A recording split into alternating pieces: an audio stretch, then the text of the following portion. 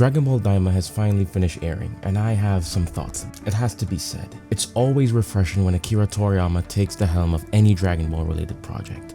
His writing is truly fantastic and straightforward, and doesn't feel as inconsistent as Super with its multiple parties involved and its many decision making and creative choices. In that regard, Daima, for me at least, clicks a bunch of boxes and brings me back to that fresh experience of the original Dragon Ball. The strategic battles, humor, and lighthearted storytelling that only Akira Toriyama can craft, mixed with the high-octane action only found in Z, making Super Saiyan a truly fearsome transformation again, and giving Super Saiyan 3 a well-deserved spotlight that doesn't end in crushing defeat when it's displayed. Not to mention the streamlined approach to GT storytelling that may leave some in different camps. Personally, I enjoyed it.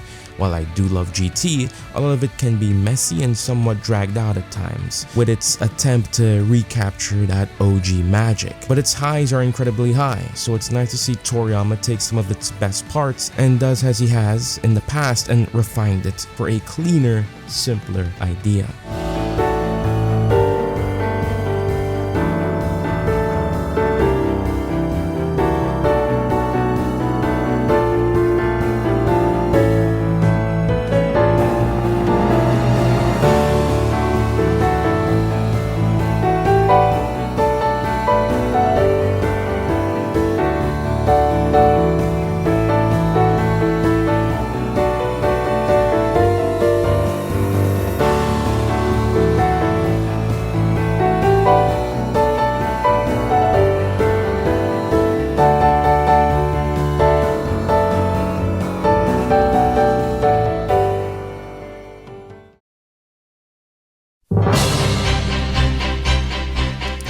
I honestly loved the idea of going back before Super, when things were simpler, before the introduction of God forms and Ultra Instinct, a time where focus could be put more on the original Super Saiyan transformations, and making the cast children somewhat fixes any potential power scaling issues when pit against the antagonists of the series. Because let's be real, the Z fighters, especially at this point, would trivialize most things in Daima.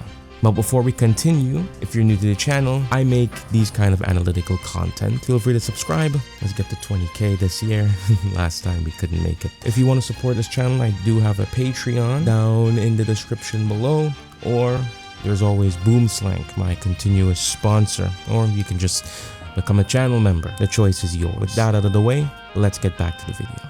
Let's talk about some things that I love in Daima, starting with the characterization of Goku. Gone is the Goku of Super who's overly silly to the point of parody sometimes, to a true martial artist that can sense the presence of threats without trying, keeping up with things that even Supreme Kai struggle to, and effortlessly outclasses most obstacles on pure combative skill alone. I can't explain how happy I was to see this version of Goku again, to see him not only as a strong fighter, but a thinker. I must admit though, it's a little sad when Vegeta and Co reunite with Goku, because up until this point I really enjoyed the dynamic he had with Pansy and Glorio, taking me back to GT when it came to Trunks and Pan. I loved seeing the way Goku solved problems. Daima felt extremely fresh, and the downscaling of the threats until the very end left the series feeling rather relaxing, which I know it's something that most Dragon Ball fans won't like, but it's something that I enjoyed. I love the exploration of the demon world, harkening back to the original Dragon Ball, retroactively bringing that full circle and adding to the world building of the original Dragon Ball and Z by giving not only the Namekians but the Supreme Kai an origin within the at the time underexplored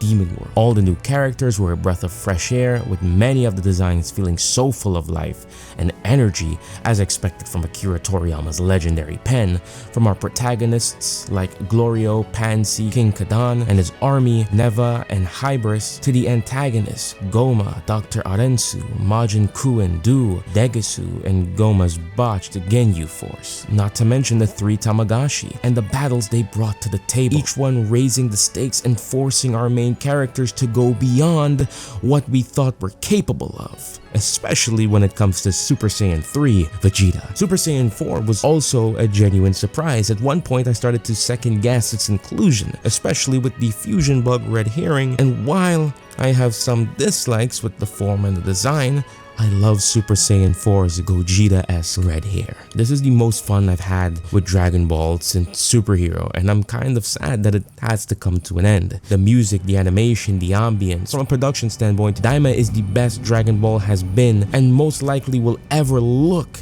as far as TV anime productions are concerned, and on top of it all, it was consistent. It's pleasing to say a modern Dragon Ball TV anime can compare with its more modern contemporaries like Jujutsu Kaisen and Demon Slayer from a production standpoint in 2025. That should not be understated or overlooked, especially with Super's often chaotic schedule in production when it released. And it's a shame that my feelings aren't universally felt. Gone are the days of a slower paced fun Dragon Ball adventure in favor of new transformations and world-ending threats that a majority of the fan base is in favor of. And I get it. Dragon Ball, since the inclusion of Z, was a series about upping the stakes and making the battles bigger and more bombastic, and that got raised even further with Super. So it is a bit jarring to go back to something more simple, but it shouldn't be. Dragon Ball should be embraced as a whole, not just certain parts. And Daima checks a few boxes from each era.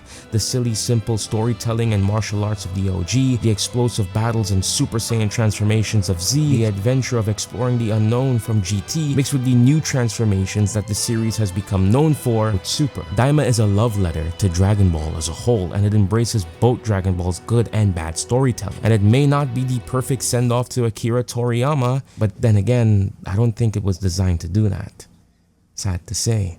I think it's unfair that Daima has to be plagued with arguments on both sides from people who haven't given the show a fair shake, or from the crowd that hates Super. Whether or not Daima is canon to Super, its own thing entirely, that shouldn't take away from what this series is. Fun. So I beg, if you haven't seen Daima and you love Dragon Ball, please give it a shot and enjoy it for what it is, a fun, wild ride that came out of the crazy mind of Akira Toriyama. That being said, rest in peace, Akira Toriyama.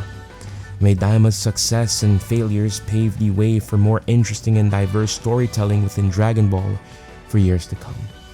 This is Grimtoki. This has been Beyond Animation. I know this is a departure from my usual type of content, and I'll see you in the next one.